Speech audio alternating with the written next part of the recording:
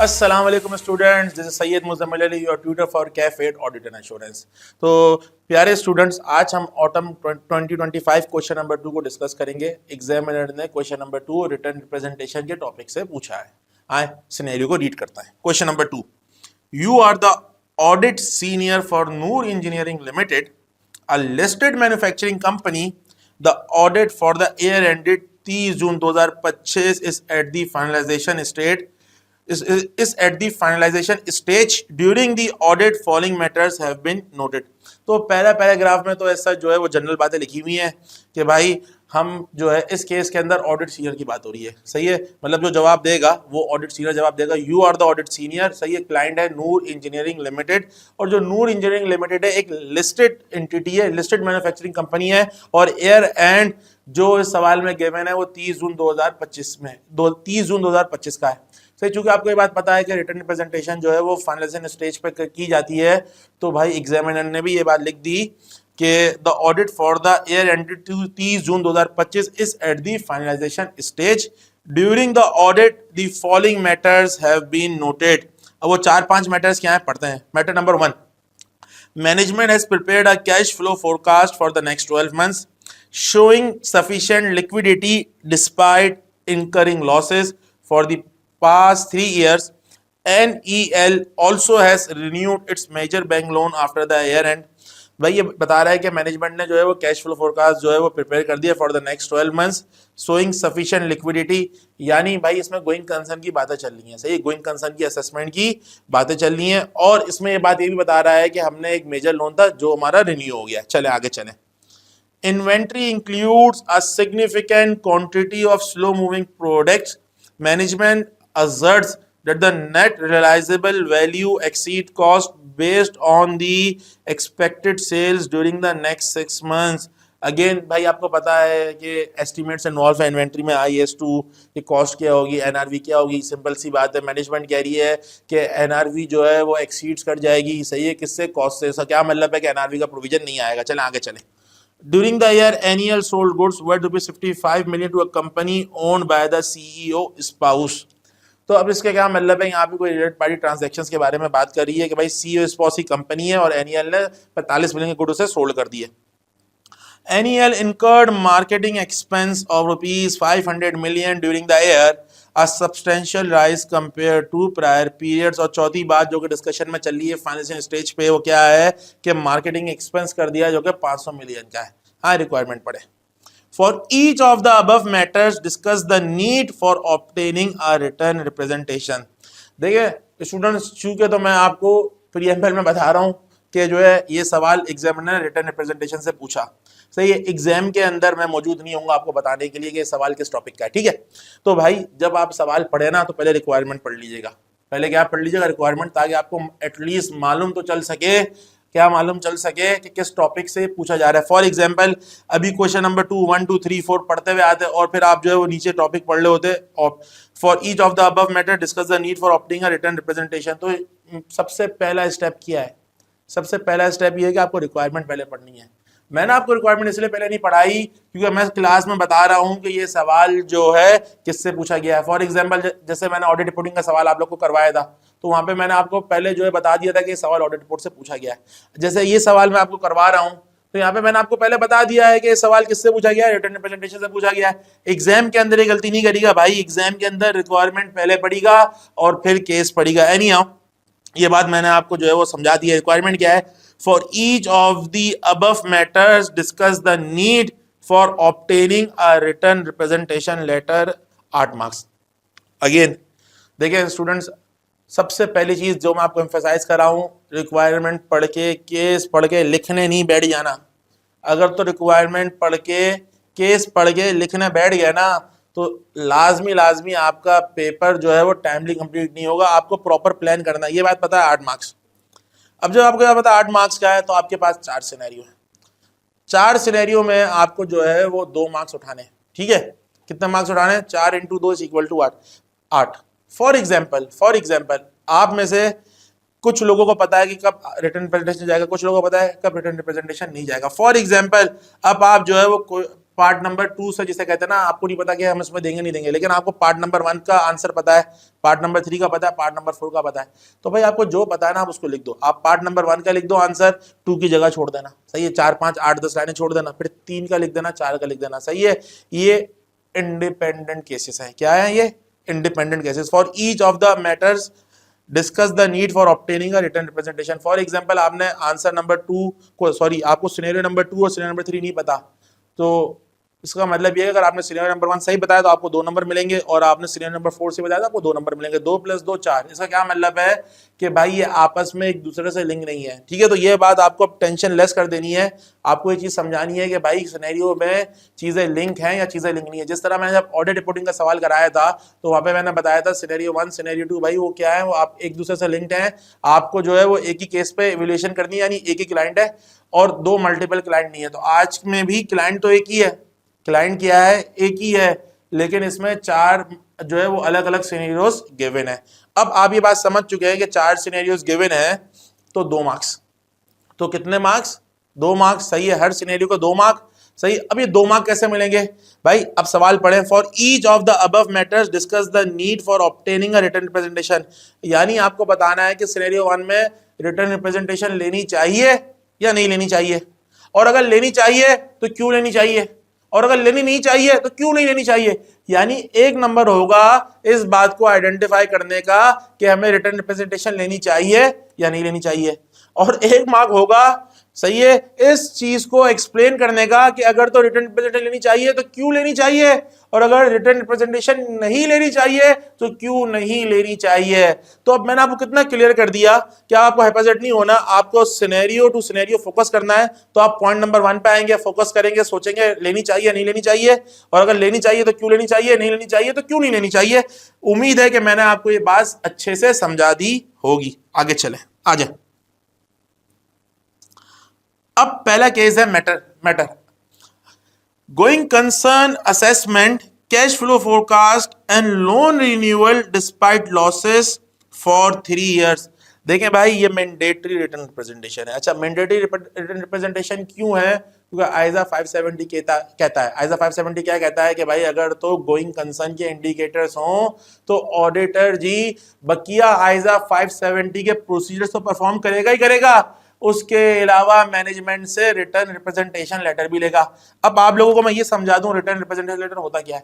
भाई written representation letter ये होता है कि ऑडिटर जी, सही है, ऑडिट रिपोर्ट साइन करने से पहले मैनेजमेंट से कुछ इकरार करवाते हैं, सही है। अब मैनेजमेंट से क्या इकरार करवाएंगे? मैनेजमेंट से ये इकरार करवाएंगे कि ऑडिटर जी कहेंगे मैनेजमेंट ये कहो कि आपने अपनी जिम्मेदारी पूरी कर दी, मैनेजमेंट ये कहो कि भाई कोई भी फ्रॉड जो है इस साल नहीं था, मैनेजमेंट ये कहो कि आपकी एंटिटी जो है वो गोइंग कंसर्न है, मैनेजमेंट ये कहो कि हमने आपको सारी रिलेटेड पार्टी बता दी, मैनेजमेंट ये कहो कि कोई भी अनडिस्क्लोज रिलेटेड पार्टी नहीं थी। तो मैनेजमेंट कुछ चीजों का इकरार करती है, सही है। चूंकि मैनेजमेंट कुछ चीजों का इकरार करती है तो वो रिटर्न रिप्रेजेंटेशन कहलाती है। रिटर्न रिप्रेजेंटेशन हमेशा मैनेजमेंट के लेटर हेड पे होती है, रिटर्न रिप्रेजेंटेशन हमेशा मैनेजमेंट के लेटर हेड पे होती है, ऑडिटर के लेटर हेड पे नहीं होती। माइंड से क्लियर कर दें, रिटर्न रिप्रेजेंटेशन मैनेजमेंट देती है, किसको? ऑडिटर को देती है। यहां तक भी आपको बात समझ में आ गई। कब देगी? ऑडिट रिपोर्ट के बाद देगी? तो बेटा नहीं, ऑडिट रिपोर्ट के बाद नहीं देगी। मैनेजमेंट रिटर्न रिप्रेजेंटेशन लेटर देती है ऑडिट रिपोर्ट साइन होने से पहले। कितना पहले? तो भाई स्टैंडर्ड में सवाल लिखा है as near as practicable to the date of audit report, जितना करीब होगा उतना बेहतर होगा। अब चले एक चीज और, क्या रिटर्न रिप्रेजेंटेशन जो है वो alone sufficient appropriate audit evidence है? तो नहीं, रिटर्न रिप्रेजेंटेशन, सही है, is never a sufficient appropriate audit evidence, ये कोरबोरेटिव ऑडिट एविडेंस है। यानी आपको बकिया प्रोसीजर्स तो परफॉर्म करने ही करने हैं, उसके अलावा ऑडिटर जी अपनी दिल की तसल्ली के लिए रिटर्न रिप्रेजेंटेशन ले लेते हैं, ये एक कोरबोरेटिव ऑडिट एविडेंस है। अब एक और सवाल देखिए, मैं कर क्या रहा हूं, मैं आपको जो है वो थोड़े से कॉन्सेप्ट भी रिवाइज करा रहा हूं।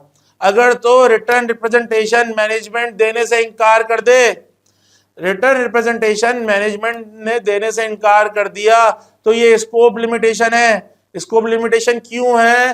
क्योंकि मैनेजमेंट ऑडिटर जी के साथ कॉर्पोरेट ही नहीं कर रही, ऑडिटर जी के साथ कॉर्पोरेट ही नहीं कर रही। ऑडिटर जी मैनेजमेंट रिप्रेजेंटेशन लेटर मांग रहे हैं, ऑडिटर जी मैनेजमेंट रिप्रेजेंटेशन लेटर मांग रहे हैं, और मैनेजमेंट जो है वो ऑडिटर को रिटर्न रिप्रेजेंटेशन या लेटर ऑफ रिप्रेजेंटेशन प्रोवाइड नहीं कर रही, यानी स्कोप लिमिटेशन है और इसका इंपैक्ट परवेसिव है, तो ऑडिटर डिस्क्लेम कर देगा। तो इसमें आपको थोड़ा सा जो है रिटर्न रिप्रेजेंटेशन का जो है बैकग्राउंड दे दिया। अब पहले वाले केस में क्या था कि भाई गोइंग कंसर्न का मसला चल रहा है, आईजा 570 में स्पेसिफिक लिखा हुआ है कि ऑडिटर की जिम्मेदारी है कि वो आईजा 570 के स्पेसिफिक प्रोसीजर जो कि वहां मेंशन है वो तो परफॉर्म करेगा ही करेगा, उसके अलावा रिटर्न रिप्रेजेंटेशन भी मैनेजमेंट से लेगा। अब आप सवाल में आए, सवाल में लिखा हुआ है for each of the above matters discuss the need for obtaining a written representation. तो आपको पता है चूंकि मैटर नंबर 1 में गोइंग कंसर्न का केस डिस्कस किया गया है और आईजा 570 में इस बात को लिखा गया है, क्या लिखा गया है कि जब भी गोइंग कंसर्न की बात होगी तो ऑडिटर जी बकिया प्रोसीजर्स तो करेगा जो कि 570 में लिखे हुए हैं, उसके अलावा रिटर्न रिप्रेजेंटेशन भी लेगा। तो इस वाले सिनेरियो में मैटर अब पढ़ते हैं, going concern assessment, cash flow forecast and loan renewal despite losses for 3 years। तो नीड फॉर रिटर्न रिप्रेजेंटेशन क्या है? Yes, mandatory. Why? NEL has incurred losses for 3 consecutive years, creating a potential going concern issue. Although management has prepared cash flow forecast and renewed the bank loan after year end, the auditor must obtain a written representation confirming the management's plan, assumption, belief that the going concern basis remains appropriate. Relevant standard क्या है? आईजा 570 going concern specifically requires written representation regarding management plans for future actions and feasibility of those plans where going concern is a significant consideration। तो आपको matter number 1 अच्छे से समझ में आ गया होगा। आज मैटर नंबर 2 पे है। Inventory includes a significant quantity of slow moving products. Management asserts that the net realizable value exceeds cost based on expected sales during the next 6 months। आए सिनेरियो नंबर 2 को पढ़ते हैं, समझते हैं। Inventory valuation, slow moving inventory where NRV claim to exceed cost. तो भाई ये है ऑप्शनल, आप चाहें तो ले लें और आप चाहें तो ना लें, लेकिन 99% ऑफ केसेस के अंदर जो है वो लिया जाता है। सही है, वो लिया जाता है। जहां पे इन्वेंट्री के एस्टिमेट्स इन्वॉल्व होते हैं तो वहां पे रिटर्न रिप्रेजेंटेशन जो है वो ली जाती है। Management assertion that NRV exceed cost is based on future expected sales and involve judgement and estimation. भाई जहां जजमेंट इन्वॉल्व हो, जहां एस्टिमेशन इन्वॉल्व हो, वहां पे ऑडिटर जी जो है वो प्रोसीजर तो परफॉर्म करते ही करते हैं, साथ उसको रिटर्न रिप्रेजेंटेशन भी कवर करते हैं। रिटर्न रिप्रेजेंटेशन में बी ऑब्टेन्ड, सही है, मे बी, यहां पे क्या सवाल लिखा है? May be obtained to confirm management assumptions regarding future sales and valuation, however it can not replace substantive audit procedures and other audit evidence। बेटा ये बात लिखना तो जरूरी है कि रिटर्न रिप्रेजेंटेशन लेने से जिम्मेदारी पूरी नहीं हो जाती। ऑडिटर जी को estimate, judgement, valuation, inventory, estimation, NRV पे तो काम करना ही करना है। उसके अलावा अगर ऑडिटर चाहे तो रिटर्न रिप्रेजेंटेशन ले सकता है। 580 रिटर्न रिप्रेजेंटेशन अलाउस रिप्रेजेंटेशन, आईजा 580 में लिखा हुआ है allows representation to support other audit evidence where estimates and judgments are involved। Sale of good to a company owned by CEO spouse। आए दोबारा से हम सिनेरियो नंबर 3 पढ़ते हैं। During the year, NEL sold goods worth ₹45 million to a company owned by the CEO spouse। देखिए अब इसमें related party है, रिलेटेड पार्टी आईजा 550। आईजा 550 में लिखा हुआ है कि एक प्रोसीजर है जहां पे आपको मैंडेटरी लेना है रिटर्न रिप्रेजेंटेशन। क्या लेना है? मैंडेटरी लेना है।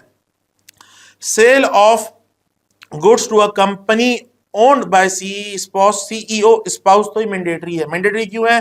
क्योंकि आईजा 550 के प्रोसीजर में एक प्रोसीजर है कि आपको रिटर्न रिप्रेजेंटेशन भी लेना है। ठीक है, आ जाए। The transaction is a related party transaction. The auditor should obtain written representation confirming that management has disclosed all related party relationships and transaction। This helps address the risk that some related party transactions may not be evident from accounting records alone। Requirement कहां से arise हो रही है? ISA 550 related parties requires written representations regarding the completeness of related party information and disclosures. आ जाए, annual incurred marketing expense of rupees 500 million during the year, a substantial rise compared to prior year। अब इसको evaluate करें। Marketing expense increase, तो ये एक significant matter हो गया। वो सिग्निफिकेंट क्या हो गया कि भाई कि मार्केटिंग जो है वो एक्सपेंस इंक्रीज हो गया। लेकिन इस टाइप की चीजों में आप रिटर्न रिप्रेजेंटेशन नहीं लेते भाई, आप जो है वो सब्सटेंटिव प्रोसीजर से ही इस मामले का हल कर देते हैं। आ जाए, no, normally not required. Marketing expense can be verified through invoices, contracts, vouchers, approvals and other documentary evidence. Since sufficient appropriate audit evidence can be obtained from objective source, a written representation would not provide additional meaningful assurance. ISA 580 states that written representation do not replace, याद रखें ISA 580 की बड़ी important line पढ़ने लगा हूं। ISA 580 states that written representation do not replace other audit evidence where sufficient evidence is available। क्योंकि भाई marketing expense में एक टाइप की अनोमली हो गई भाई, 500 मिलियन से जो है वो इंक्रीज हो गया, तो ऑडिट सीनियर जो है अब एक सोच में पड़ गया। क्योंकि इस सवाल में ऊपर क्या बोला जा रहा है? ऑडिट सीनियर बोला जा रहा है ना, आप पढ़े इधर आगे, यस ऑडिट सीनियर। तो ऑडिट सीनियर एक सोच पे पड़ गया क्योंकि एक एनोमली हो गई है मार्केटिंग एक्सपेंस में, तो हम इसको भी रिटर्न रिप्रेजेंटेशन में कवर करते हैं, तो इसको कवर करने की जरूरत नहीं है। वजह इसकी है कि जो 500 का एक्सपेंस है ये easily through substantive procedure test of details, सही है, ये जो है वेरीफाई हो जाएगा। जब एक चीज वेरीफाई हो जाती है थ्रू परफॉर्मिंग प्रोसीजर्स, तो उसको आइजा 580 में लेने की जरूरत नहीं होती। दोबारा पढ़ता हूं, ISA 580 states that written representations do not replace other audit evidence where sufficient evidence is available. उम्मीद है स्टूडेंट्स के आपको जो है वो क्वेश्चन भी अच्छे से समझ में आ गया होगा, क्वेश्चन की रिक्वायरमेंट भी अच्छे समझ में आ गई होगी और इसका सोल्यूशन भी अच्छे से समझ में आ गया होगा। ठीक है, अब आईकैप का सोल्यूशन आप खुद पढ़ लीजिएगा, मैं सोल्यूशन को नहीं पढ़ रहा हूं। बहरहाल हम आगे जो है इसके जो है वो एग्जामिनर कमेंट्स पढ़ते हैं क्वेश्चन नंबर 2 के। ठीक है, अब एग्जामिनर कमेंट्स क्या है? Examinees merely stated whether a written representation should or should not be obtained without explaining the reasons behind their answer। भाई एक नंबर तो आपको मिल जाएगा ना, क्या मिल जाएगा? एक नंबर आपको ये बात लिखने का कि रिटर्न रिप्रेजेंटेशन लेनी चाहिए या नहीं लेनी चाहिए। लेकिन जो बकिया एक नंबर है, क्योंकि भाई एक पॉइंट 2 मार्क्स का, उसके लिए आपको एक्सप्लेनेशन देनी है। और एग्जामिनर क्या कह रहे हैं कि भाई बच्चों ने एक्सप्लेनेशन नहीं दी। Examinees did not discuss that inventory valuation involves estimation and judgment for which a written representation could be appropriate। देखें पॉइंट नंबर 2 और पॉइंट नंबर 4 में यही डिफरेंस है। अब आप समझिएगा, बड़ी गहरी बात करने जा रहा हूं। पॉइंट नंबर 4 के अंदर मार्केटिंग एक्सपेंस है, सीधा सीधा है। ठीक है, सीधा सीधा है, तो आपने वहां पे रिटर्न रिप्रेजेंटेशन नहीं लेनी, आप नॉर्मल प्रोसीजर्स परफॉर्म करेंगे, पता चल जाएगा। लेकिन जब आप इन्वेंटरी पे आएंगे तो इन्वेंटरी भी तो सीधी सीधी है, आप वहां पे जब प्रोसीजर्स परफॉर्म करेंगे तो क्या आपको इन्वेंटरी पे एविडेंस नहीं मिलेगा? इन्वेंटरी पे एविडेंस मिल जाएगा। तो फिर आपका सवाल होना चाहिए मुझसे कि सर मुजम्मिल फिर आपने क्यों बोला कि ये ऑप्शनल है? वजह इसकी ये है कि मार्केटिंग एक्सपेंस के अंदर कोई एस्टिमेट्स, कोई अनसर्टेनिटी इन्वॉल्व नहीं थी, लेकिन इन्वेंटरी में, उसकी वैल्यूएशन में, एनआरवी में एस्टिमेशंस इन्वॉल्व हैं, जजमेंट इन्वॉल्व हैं।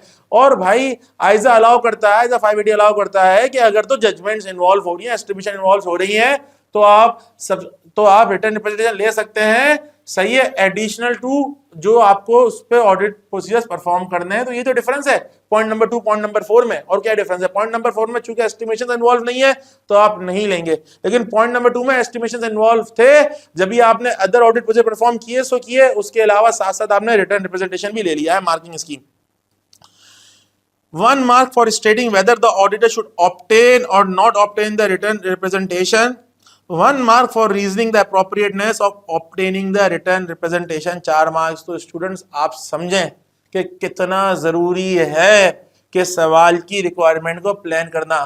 तो मेरा आपसे जिसे कहते हैं एक मशवरा है आप लोगों के लिए, मशवरा ये है कि सबसे पहले आपको क्या काम करना है? जब आप एग्जाम में जाए ना, एग्जाम में जाए तो सबसे पहले काम आपको ये करना है भाई कि आप रिक्वायरमेंट पढ़ें, सवाल की रिक्वायरमेंट पढ़ें। पहला काम ये हो गया। रिक्वायरमेंट पढ़ने के बाद आपको आइडिया हो जाएगा कि भाई गोइंग कंसर्न से पूछा जा रहा है, रिटर्न रिप्रेजेंटेशन से पूछा जा रहा है, ऑडिट रिपोर्ट से पूछा जा रहा है। वंस आपने रिक्वायरमेंट पढ़ ली, रिक्वायरमेंट पढ़ने के बाद जो है ना आप केस पढ़े।